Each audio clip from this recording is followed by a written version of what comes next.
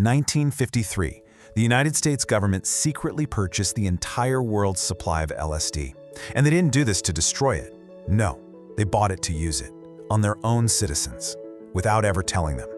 Welcome to This Explainer. I'm your host, and today we're framing our deep dive as an investigative documentary into what is arguably the darkest, most disturbing government experiment in American history.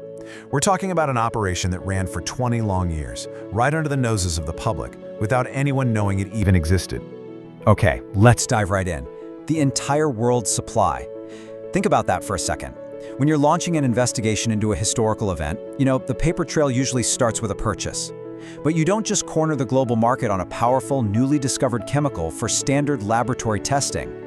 The CIA acquired this massive stockpile with a very specific, very covert application in mind. They were weaponizing it. And the target wasn't some foreign adversary across the globe. The target was the American people. For 2 decades, they secretly dosed everyday citizens, literally treating the entire country like a giant covert laboratory. And that brings us to the program itself, MKUltra. At the center of the whole shebang was a chemist named Sidney Gottlieb. Now, his job description sounds like something straight out of a Cold War spy novel, but the reality? Far more sinister. He was tasked with finding a so-called truth serum. Now, what's really interesting about this is that, as our investigation reveals, this was not about science. It wasn't about simple intelligence gathering. It was about absolute control. Gottlieb's true mission was to figure out a way to control the human mind, completely, permanently, and crucially without the subject ever knowing their mind was being manipulated in the first place. So who exactly do you test a mind control serum on? Well, the list of targeted groups is just absolutely chilling. The CIA didn't limit these experiments to enemy spies. They preyed on ordinary Americans. They chose mental patients who couldn't fight back or advocate for themselves. They used prisoners who literally had no choice. They tested on soldiers who fundamentally trusted their own government. And honestly, perhaps most disturbingly, in one specific operation known as Project Midnight Climax, they literally lured completely random men right off the street. These guys had absolutely no idea they were being given LSD. They were just suddenly plunged into an alternate reality, feeling like they were completely losing their minds, with zero explanation and absolutely no way to stop it.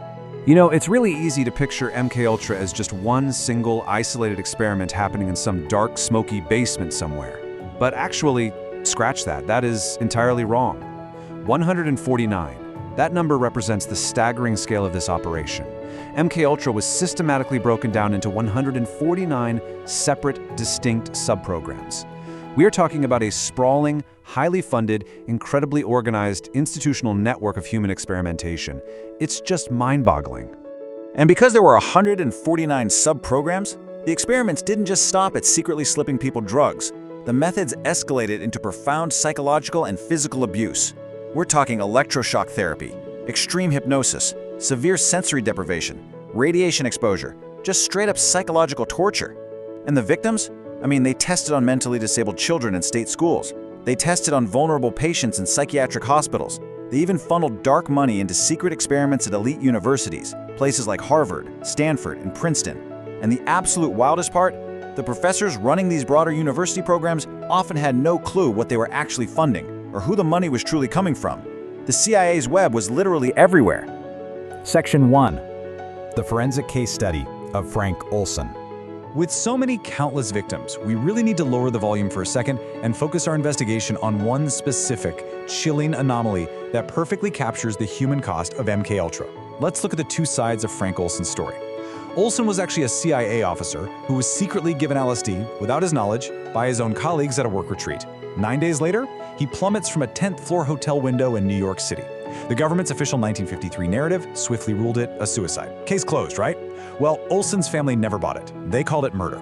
Fast forward 40 years later, Olson's body was finally exhumed. And the forensic evidence? It completely upended the official story, suggesting that Frank Olson had actually been knocked unconscious before he ever went through that window. But despite this massive revelation, the case was never officially solved. Section 2. The cover-up and the missing truth. The Frank Olson anomaly represents just one crack in the foundation. But what happens when a massive institution realizes the walls are closing in? We're shifting our investigation now to the desperate scramble to hide these experiments from history. By 1973, so 2 decades after the program began, outside investigators were getting dangerously close to the truth. The CIA knew their cover was blowing. So the man at the top, CIA Director Richard Helms, issued a sweeping, devastating order. destroy every single MKUltra file in existence. We aren't just talking about redacting some names with a black marker or hiding a few folders in a basement. No, we're talking about the deliberate burning of thousands upon thousands of documents. The official paper trail, the raw data, the names of the victims, all ordered to be permanently erased from history. And when those files went up in smoke, so did the truth for an estimated 500,000 people. 500,000. To put that into perspective, that's the population of a major American city. That is the number of Americans estimated to have been affected by these covert operations over those 20 years.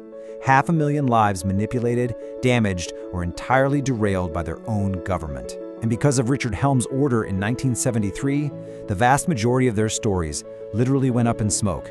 They're just gone. We'll never know them. But as you know, you can't always burn everything. 2 years after that massive purge, in 1975, a miraculous accident happened. A small cache of documents actually survived the incinerators. Why? Well, simply because they had been misfiled in a totally separate financial records building. It's honestly the ultimate irony for an investigative case, isn't it? The highly classified scientific reports were successfully destroyed, but the accountant's receipts, those survived.